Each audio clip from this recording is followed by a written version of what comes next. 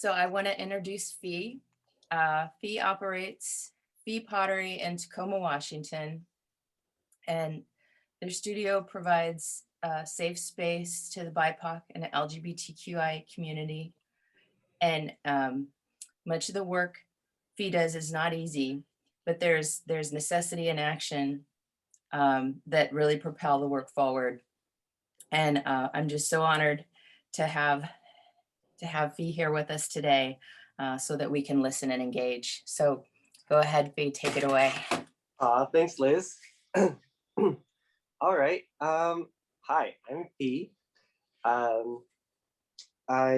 want to tell you a little bit about myself. I'm just a self-taught potter. I went to UW for ceramics for a little bit, but I didn't finish my degree there. I was 19 years old at the time and on like a scholarship for my tuition, and there was just not enough money to stay in college. So with no outside help really, I had to quit and work way overtime to pay back my student loans over the years. But I've never gave up on clay. So what I believe and like to think about all the time is all the other people like me who couldn't really manage the college situation and couldn't really ask for help from their professors when things went south, like life gets in the way. So a lot of my work is centered around other queer folks, people in the LGBTQIA community, other people of color. I'm trying really hard to reach out to very local folks so that so that I can feel a stronger connection with the people that are nearer to me. The idea of Fee Pottery is to collaborate, to share space, to leverage fiscal ability. And I realized that doing all this work in the clay community will look different for each person and each organization or each business that decides to step into the realm of truly building a community with BIPOC folks in mind, as opposed to sitting in an institutional power advantage over not just BIPOC folks, but everyone who comes into our clay community. So the first topic I would like to talk about is what collaboration means in this time. Collaboration should be happening at every level of your either business, personal practice, or institutional work. I believe that it's the only way to provide a leadership that responds actively to the people who need the leadership to stand in solidarity. What that looks like in my own business is not making decisions about how I want to show and include folks all by myself. I always feel the need to reach out to other people of color, other queer folks, and really understand what the needs are.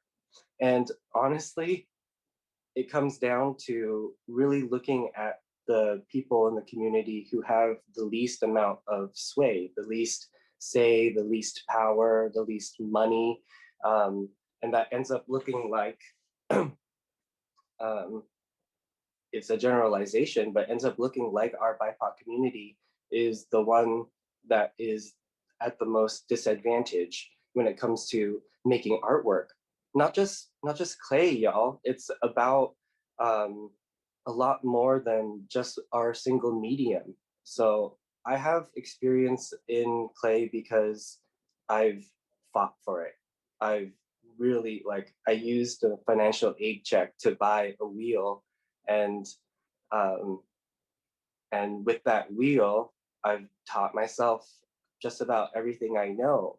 And it feels lonely when I look back at my career because I don't really see any support from that community. Um, what I have now is just it's just what happened um, after the internet was available, and I feel like just the actual community, not the clay community, is what allowed me to progress this far. To be able to sell my pots regularly and to be able to showcase what I have learned. So I'm getting a little bit off topic there. So when I say that we must collaborate with the community, especially at leadership levels, it means giving folks the ability to speak their truth and lead decision making. It's two very important things. You can't just listen. You have to allow for these folks to guide your ship as well. So that can end up looking like sharing your space differently than you expected. Um, at my personal studio at Fee Pottery, it is in my garage. It's a building that I built attached to the garage. And in it, I have 5 wheels where I teach 4-person classes where we wear masks and our distance. And my biggest worry was like, okay, well, this is enough to sustain me, but what would a business look like with teaching classes, with making pottery for sale? What would that business look like if I had more people depending on me? So I have the luxury of being at the poverty level. Like I kind of have a different idea of what my needs are because I don't just have a bank account with a ton of money that can give institutional power. Um, I look at organizations like the Washington Clay Arts Group, and I look at organizations like Pottery Northwest, and I see that they have so much influence and ability to create better spaces for folks that need it in clay, and yet we we're stuck in like this old way of thinking where like this space is mine, it belongs to Pottery Northwest. It doesn't belong to the people. And I think that that is a really scary place to be as an organization right now. We have to really understand that when we create a space that is meant for creation, that's meant for producing artwork, that space can't be exclusive. It has to be like the library. It has to be perfectly um, available to everyone who wants to access it, because who are we saying that is important to us, right? Like a lot of the arguments I've heard over the past year about what we need to do comes from a place where the people who are making the decisions um, don't even know what the needs of the community are. So sharing space looks like rethinking internships, rethinking apprenticeships, rethinking work trade ideas. I honestly believe that any situation where an artist is not being paid for their work or their time, even if they're being trained and given studio access, is a toxic situation. It's not something that's going to be sustainable into the future. If we want more people of color in our arts world, we're going to have to provide that training paid. We're going to have to provide the apprenticeship paid. It has to be a livable situation in order for the artist to grow um, as a community member. So that leads us into our, an overview of the next step, which is leveraging your fiscal ability. What I mean by that is that every, like I'm just gonna focus on my personal business, okay? I don't make more than like 40K a year in income, like coming into my pottery business. It's not like the most lucrative business, as you all probably know. Um, Even people we see in the community, like Simon Levin or Doug Peltzman or Melissa Weiss, like we're we're only making so much as potters, and it's really hard to step out of the mindset that that we are fiscally able and that we can provide for other folks. And I just want to introduce this idea that you don't have to have everything in your life perfectly sorted out and a bunch of money to spare in order to um, help nurture and give back to the community right now. Like it's not about giving money directly, but it can be. It's not about giving away your facilities for free. You still have to make money. I understand that, yes. But what it's about is showing solidarity by coming up with programs that can be renewable. We're not talking about, you know, just simply providing a grant and hoping that somebody applies for it. We're not talking about saying that we have free classes and scholarships available, but then making people apply for them and basically have to like show their whole life on paper before they're allowed to take the class. Um, so let me move into the idea that when you are trying to build your habits to include folks, to include more community, um, it's going to look different for you than it does for me. These are some of the things that I've come up with that I'm going to be working on in the future um, that will work for me. I have some of these abilities to, for instance, create a online gallery space, a digital gallery space for BIPOC and LGBTQ folks that doesn't take 40% of the artist's fees when they sell a pot.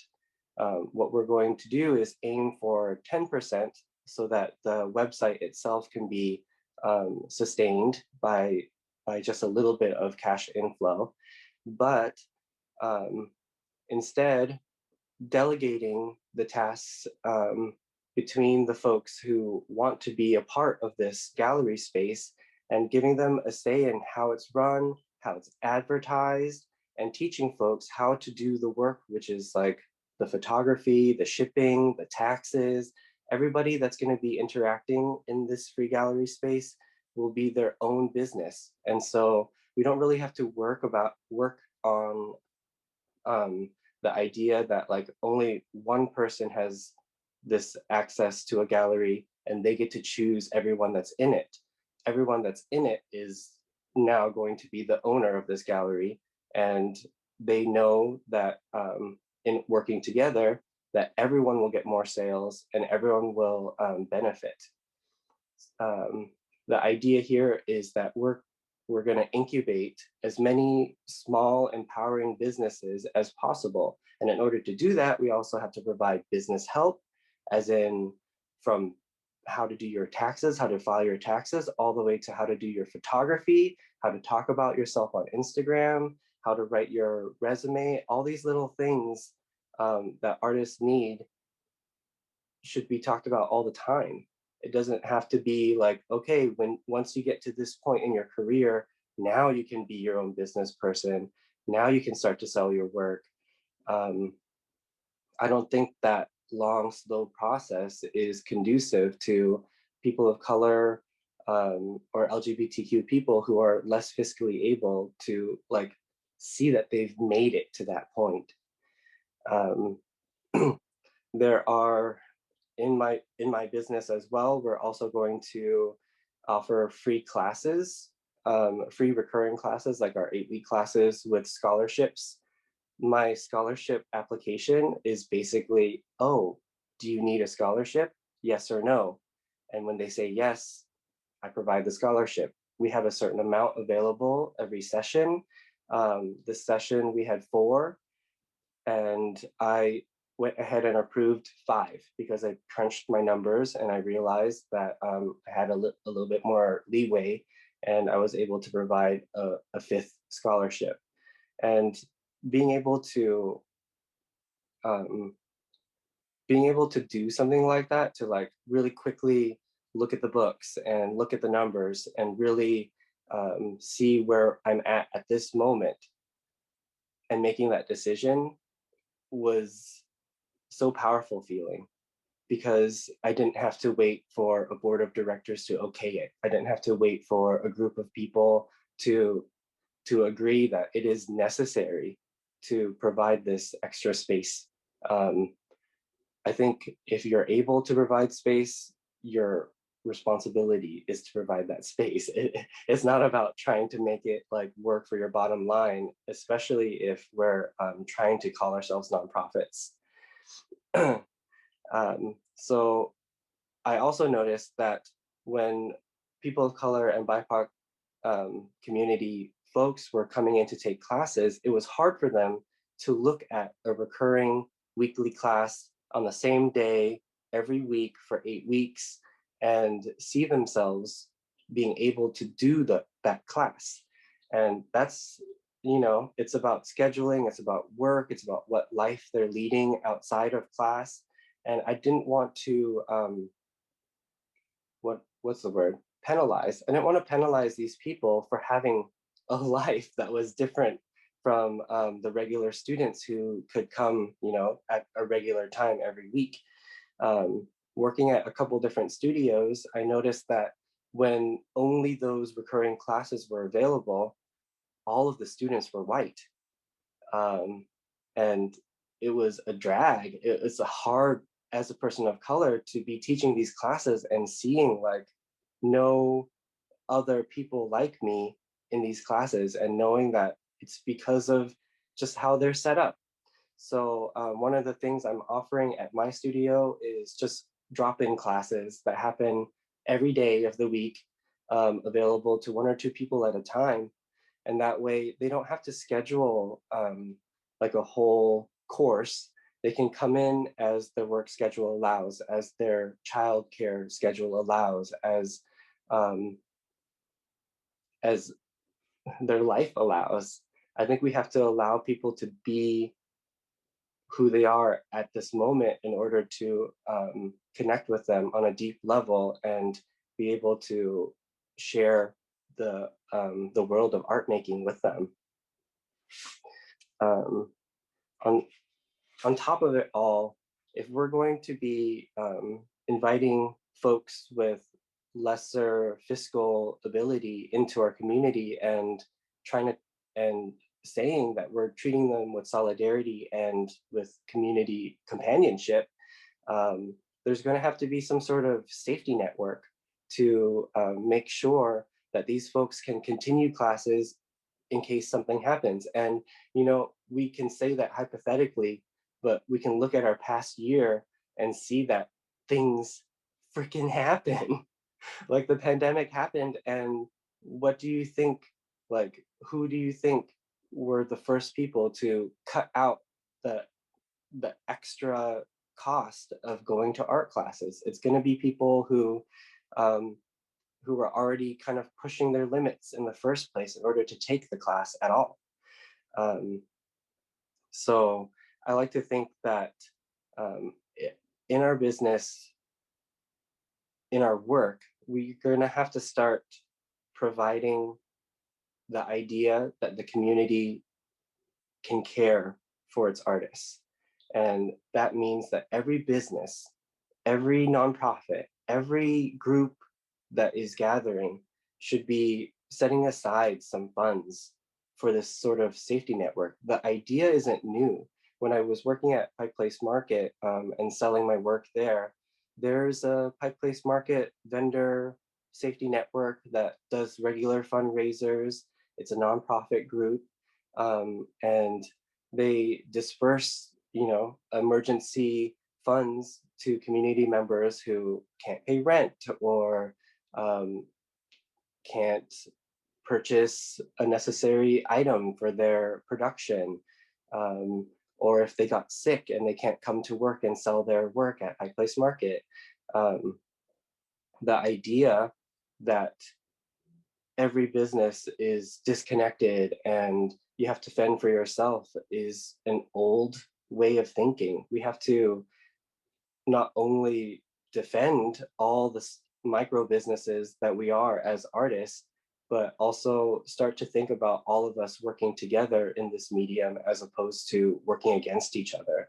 I feel very strongly, especially after my time at Pike Place Market, that if you have a thriving community that is showing work all the time near each other, around each other, and in a group, um, everybody gets more recognition.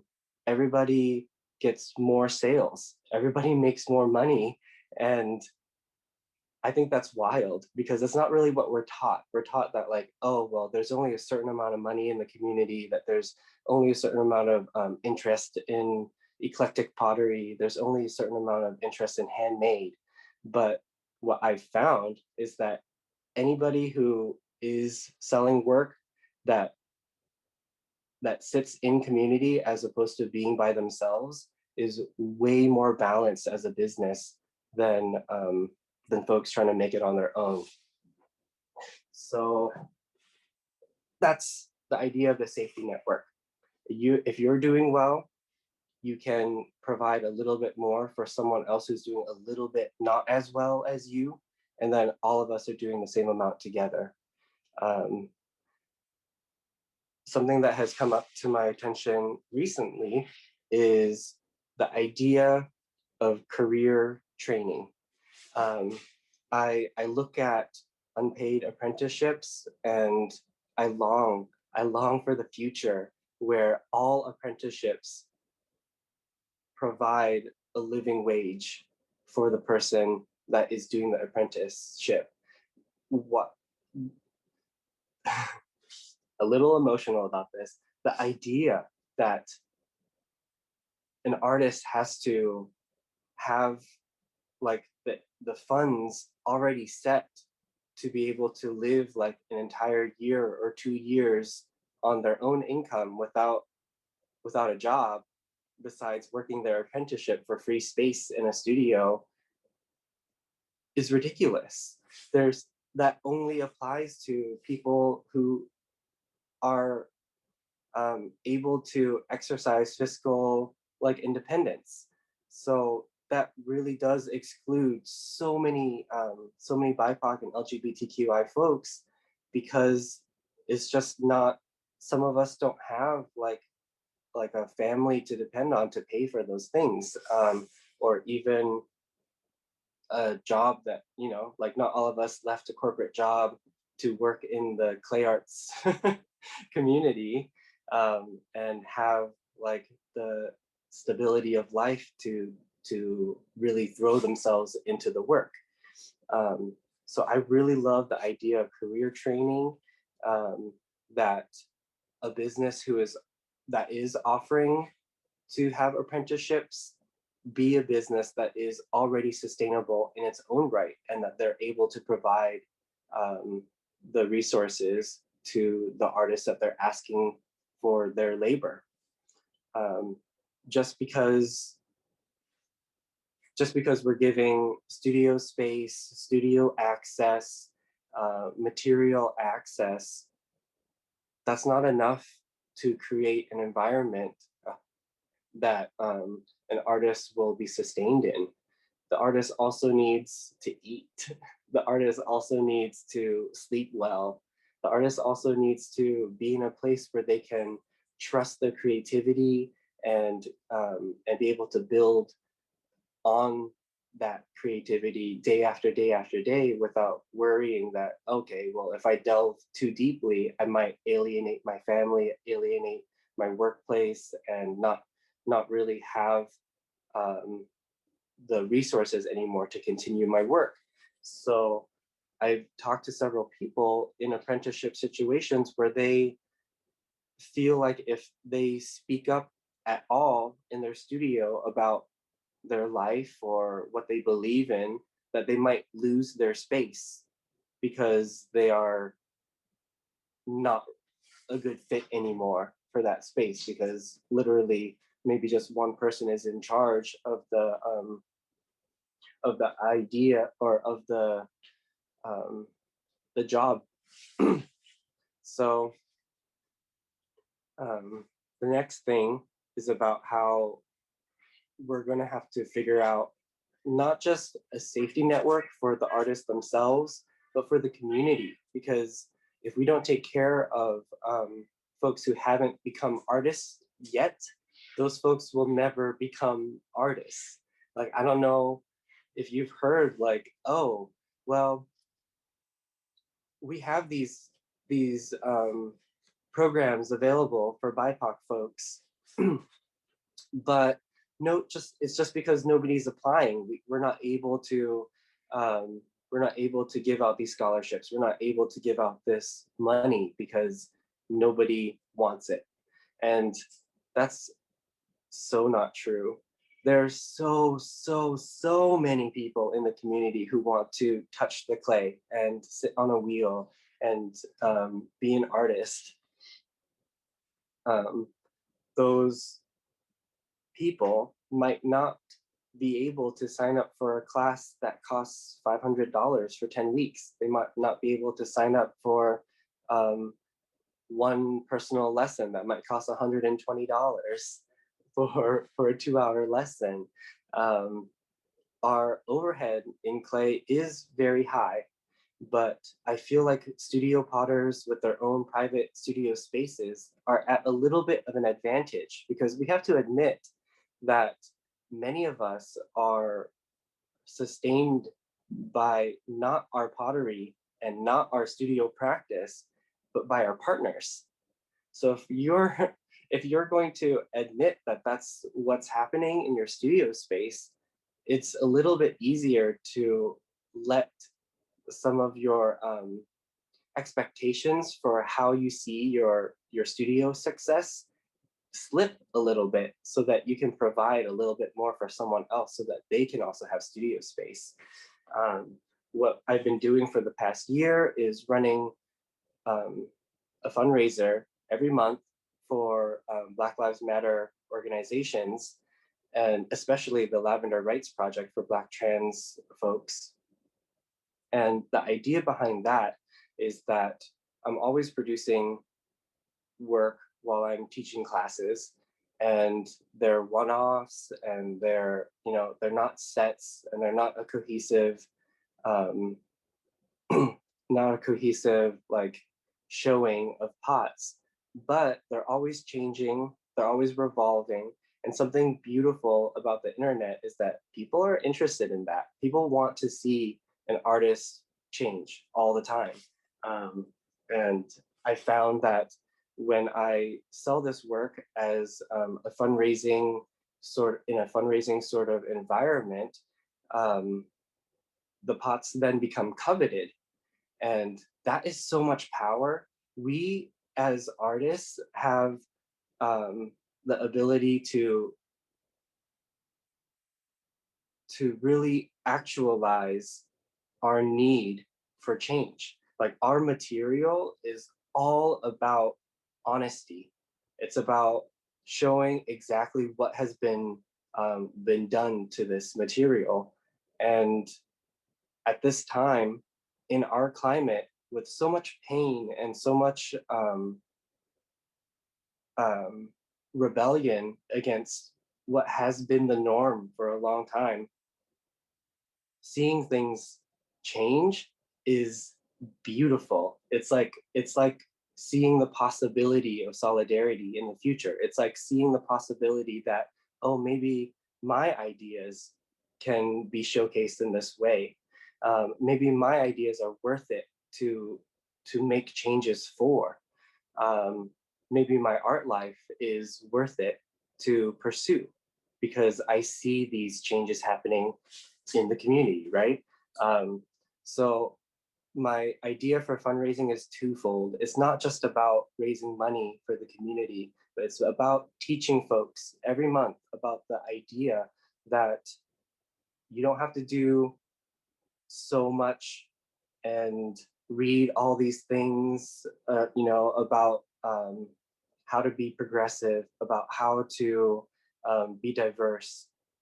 Really, the easiest thing for those of us with the ability to do is to give back to the community, to give back to the folks who are already doing the work that is going to make it so that BIPOC folks can actually live their lives. And when BIPOC folks can actually live their lives, they can become artists. So I want to nurture the idea that everyone you meet is a potential artist and that they all deserve a career trajectory, that they all deserve studio time, that they all deserve to sit down at the wheel and make a pot. I recently applied for nonprofit status for my work that I do because I noticed that I already don't make a profit. I give away everything. And that's honestly, I'm going to be very clear here. I'm able to give away all the things that I do related to clay because I'm sustained by my partner. It is a grace in my life to be able to admit this and to accept it. Um, Everything that I do with pottery, I mean, I can have the perspective of, well, it's so little and it's not that much, and I don't have, a giant, savings yet. And who am I? Who am I to think that I can do a little bit of philanthropy work? Who am I to think that I can do fundraisers for the community, to give out free classes, to reach out to folks and be someone who provides when I don't have enough for myself? And that poverty mentality is something that I've worked on my whole life. Like, I have been at the poverty level since I was a child. We were refugees from the war and we came here with nothing. So to think now, when I hear somebody who looks like they're well off, like on their Instagram or in their life, if I've met them, if they're college educated, say that like, oh, I only have this much to give. That might be where you're at right now, and that is totally okay. Whatever you can come up with is worth it to put forward into the community.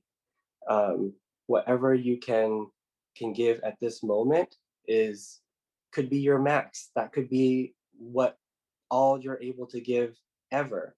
But if we have the idea that we want to support more than just ourselves, it gives you kind of a permission to step up a little bit more every day.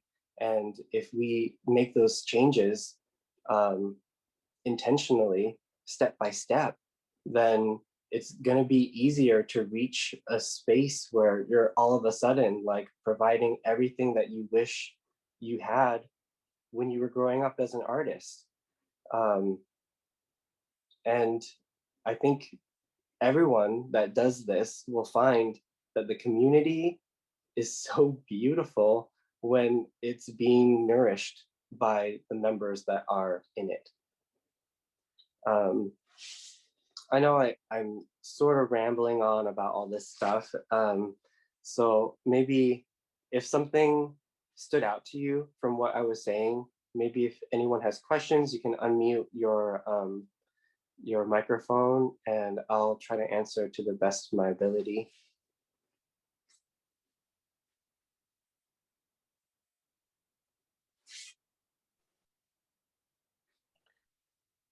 Hey, Fee, this is Brian Cole. Hang on, I'll turn my video on. I just I really enjoyed your like the things that you were saying about scholarships, and just the application is like, hey, do you need a scholarship? Rather than having all these barriers essentially in place, saying you've got to fill out this and tell me everything about you, what your address is. And sometimes maybe people don't even have a physical address. I've personally had students at community college that live in their car. And one thing I was thinking about this is being a college professor is how, we've got a couple of things in place for being able to have like work study students, but that also comes with an application. And my question is, do you have any ideas on how this kind of idea, pardon me, how this idea could fit into more of like the college or university setting, where there still unfortunately are a lot of barriers for entrance? And if you have any ideas to speak to that, just to potentially, because I've even thought about ways that I could engage the community that's outside of the community college that's within my area, to get them into the studio and let them know that this place exists. Yeah, that is a big question. My initial thoughts about it are that colleges themselves already have a huge barrier, even community colleges. In order to step in, you kind of have to either go does your college have a like a extended learning kind of situation where people can just sign up for one class instead of having to apply to be a student? That I'm not sure of, because I'm relatively new there. This is my second semester, and of course the first semester I taught there, we were all online, so nobody was even showing up to campus. And now we're like one of the few classes that's being offered in the Southern California area for ceramics to actually be in the labs. Like, I only know of one other colleague in Southern California that's having in-person lab stuff.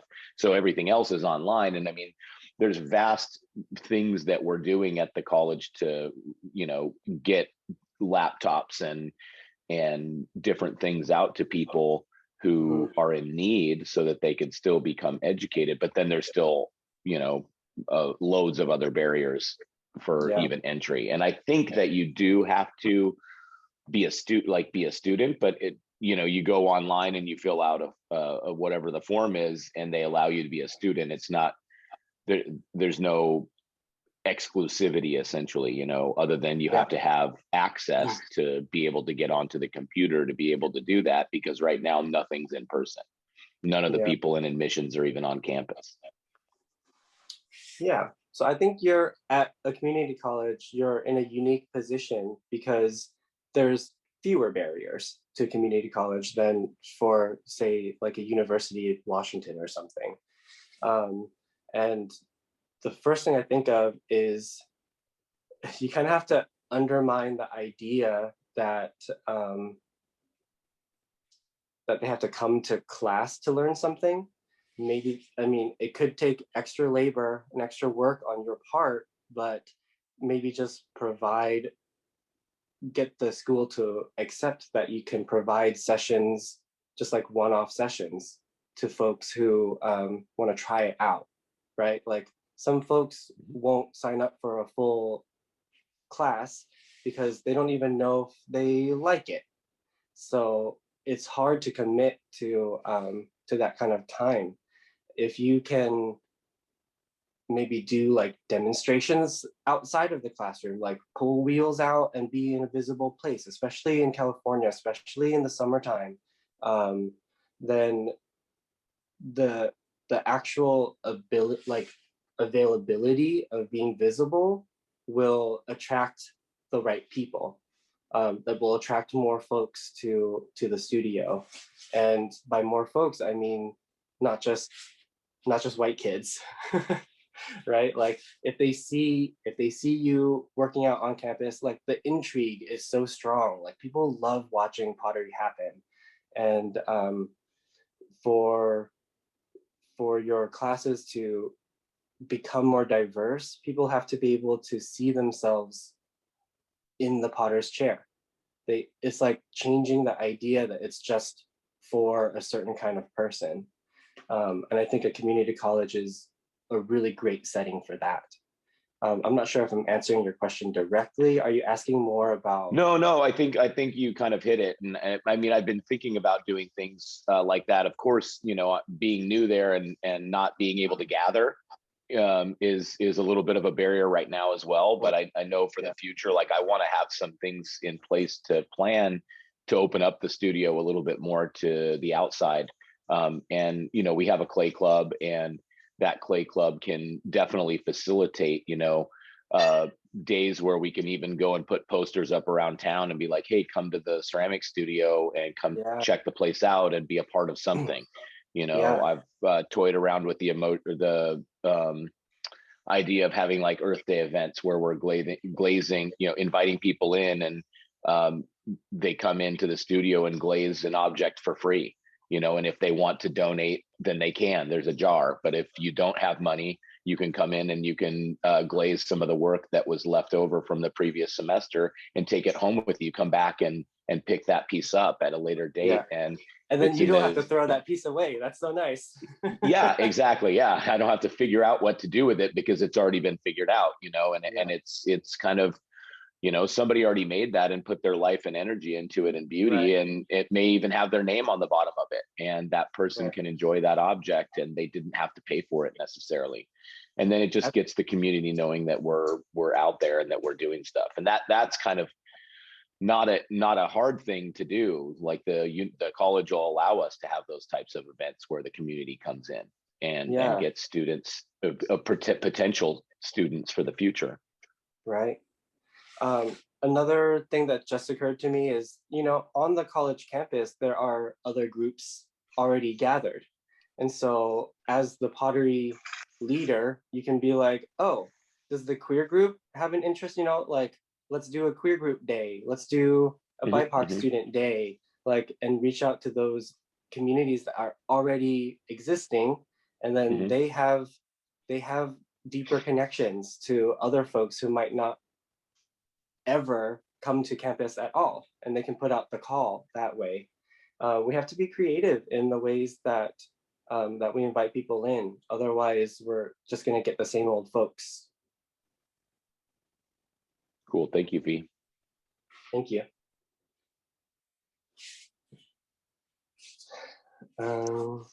Hey guys, I was just gonna Joy here. I'm actually the director of a nonprofit ceramic studio. So I love everything that you're saying. It's like right in line with what we're trying to do. And I just wanted to jump in and encourage Ryan too. Like, one thing I've had to learn over the last couple of years, especially more recently, is to be incredibly deliberate and not be afraid to name the groups you're going after, to not be afraid to say, we want Black people, we want LGBTQ. Like, you can't be afraid to open the doors. We created a BIPOC internship this past year. And I mean, you have to be super direct with your language and with your outreach. And so it doesn't mean we're super successful all the time with it, but it has definitely started to change the demographics of the studio, of our membership program. Not so much in our in all areas of diversity, but opening up our language that way, we have started bringing in a much younger audience, which I think will eventually shape into the larger diversity that we want to see in the studio. So, but yes, and then I also really loved your statements about paying artists, because that's part of our mission too, is people hear that we're a nonprofit and they think, oh, so like all these potters just come in and do stuff for you for free. And I'm like, no, we pay them. We pay every instructor. We pay all of our staff. We, you know, pay people to do everything. There's like one event a year where I ask for donations and that's it. So yeah, I think that's really important for you guys as artists too. I mean, so I know you guys are with universities, but for artists too, you got to advocate for that. You got to demand your value. Yeah. Before I started offering the free BIPOC classes, even my studio here in Tacoma, we were only drawing white folks. It was only people who were fiscally able. And as soon as I started offering the free classes and saying that there were scholarships available for Black, Indigenous, and people of color, it's been 1 year since I opened, and we went from being all white to this next session being half people of color. 50%. We're like hitting like a totally different number. And people just need to, like you said, people just need to know that the space is for them, and that maybe it's not perfectly safe yet, maybe it's not perfect yet, but that the people in charge are willing to listen and change and learn as their community is changing and learning as well. Yes. Can I ask you what your studio is, Joy? Yeah, we're in Chattanooga, Tennessee, and it's called Scenic City Clay Arts. Scenic City. I have an apron behind me. Awesome.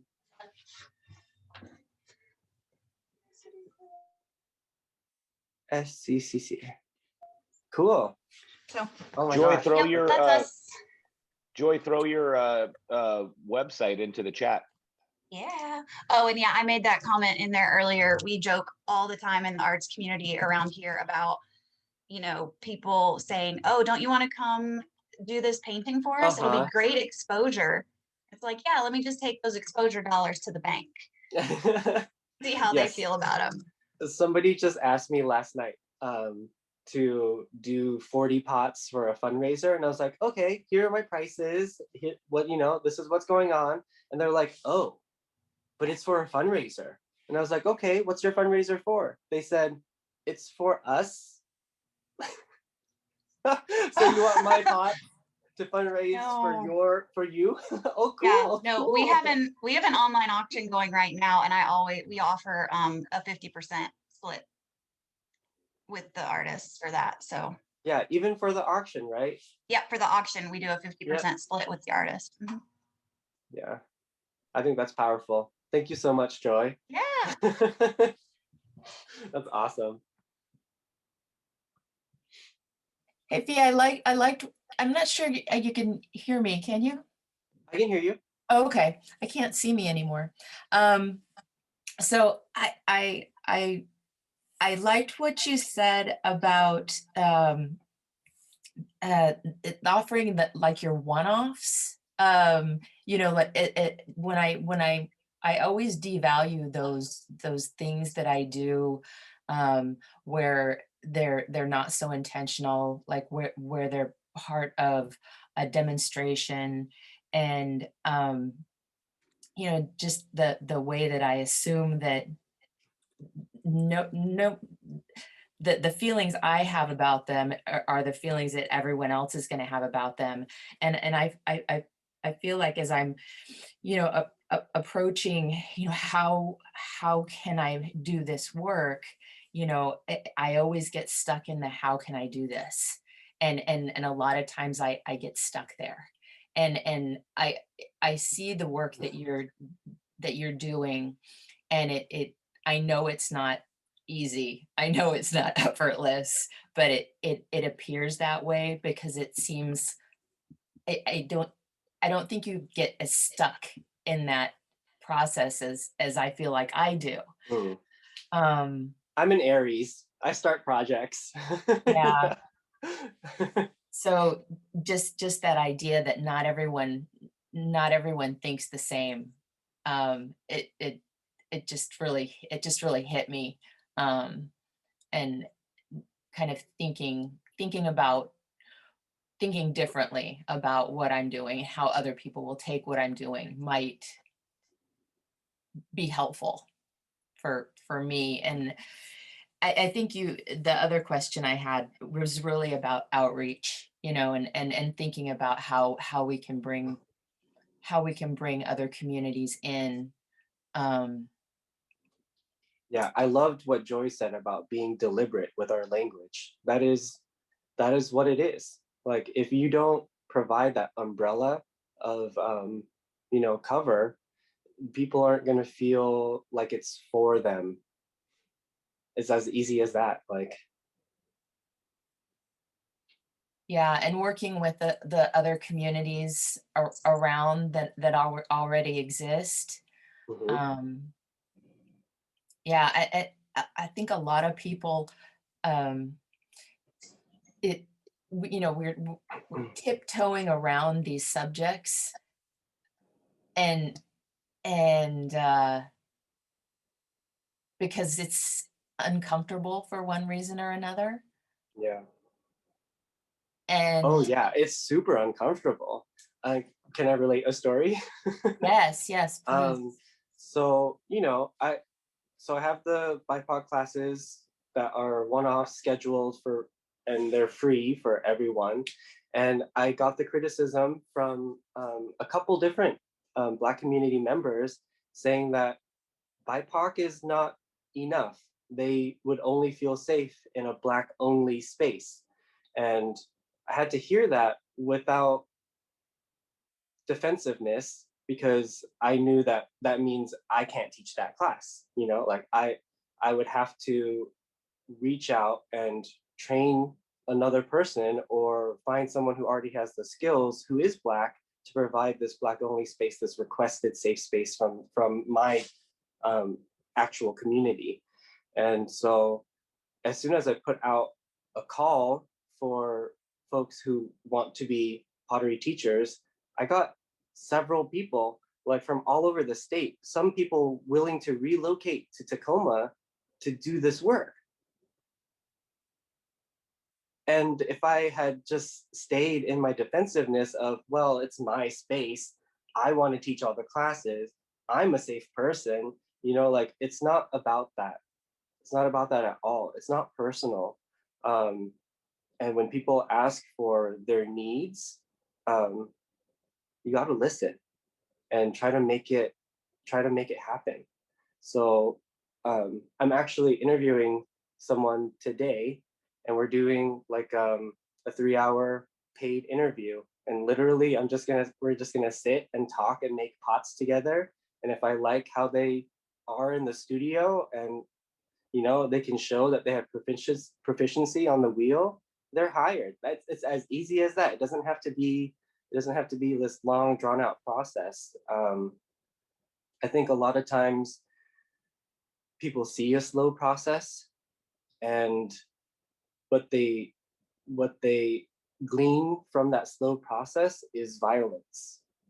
Things that take a long time hurt people who need change now. That's the mindset that I am working from. So it's something that's really keeping the fire lit, under my feet, making sure I keep moving, keep evolving, and relentlessly change my process as much as I can in order to include and support the folks who actually need the inclusion and my support in this direct community.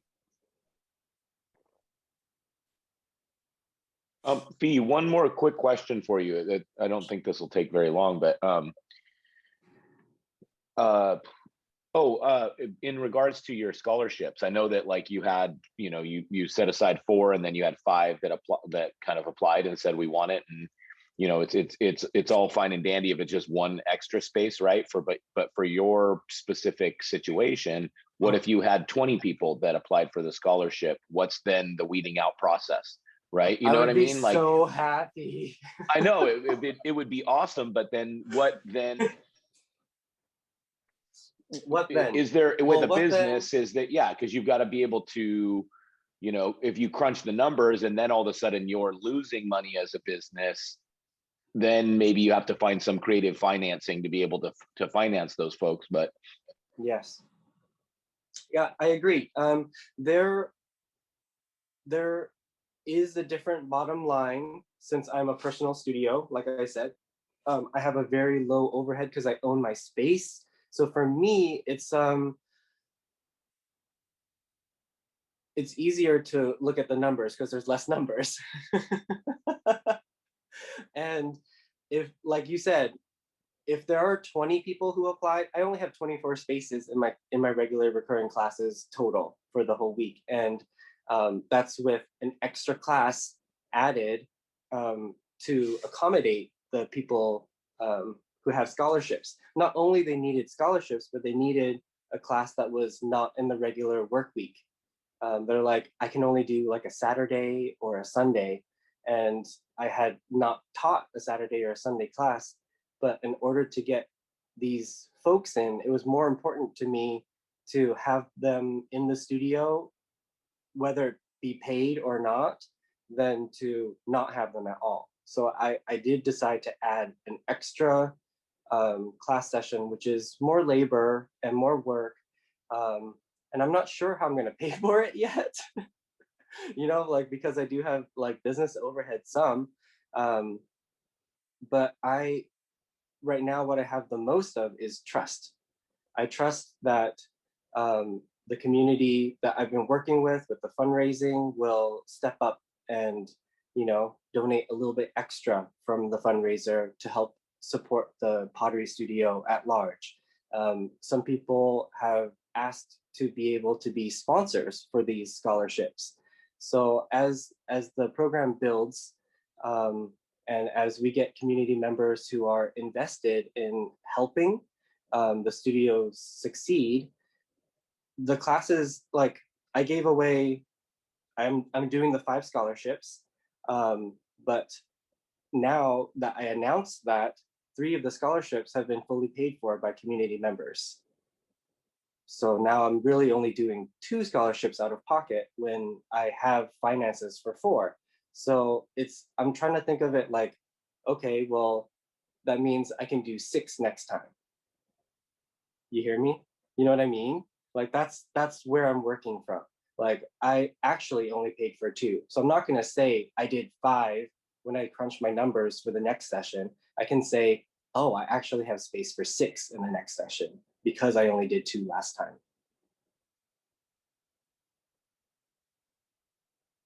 It's a vulnerable place.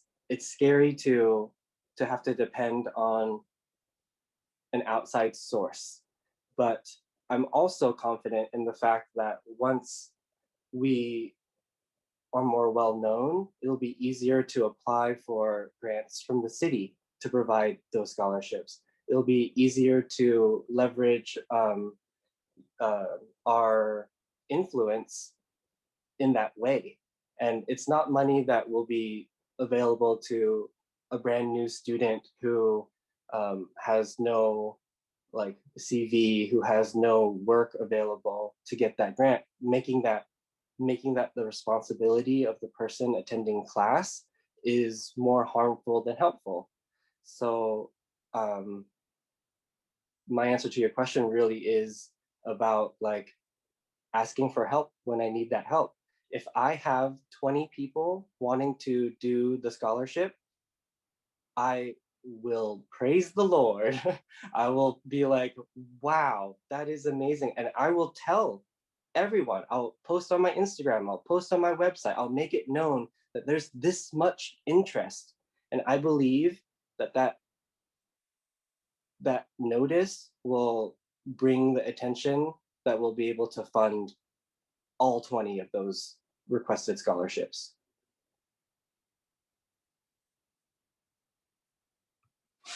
That's what I want. Hey, that's so wonderful. I thank you so much for being here, and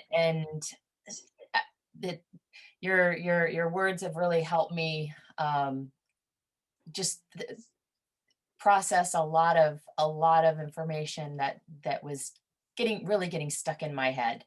So thank you for being here. Thank you all for coming, and I wish you the best. I'm there with you. So Fee, can you also Yeah. put your website into the chat so people can click to it? Sure. It's just feepottery.com. Okay, I'll do it. Oh, I got it.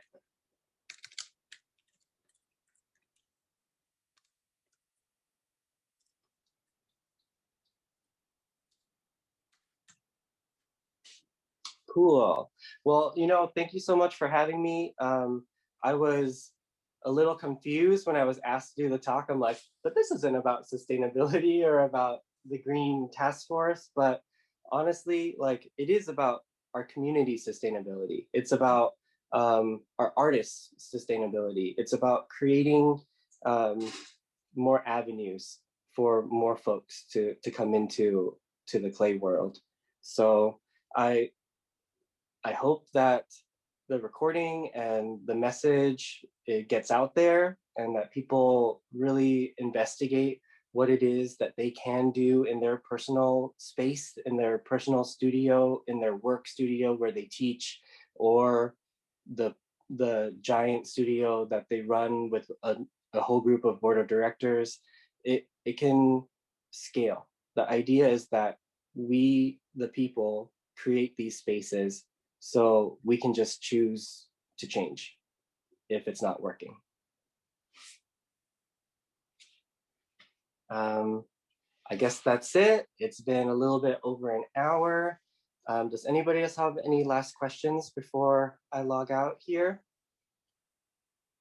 Or comments? If not, thank you all so much.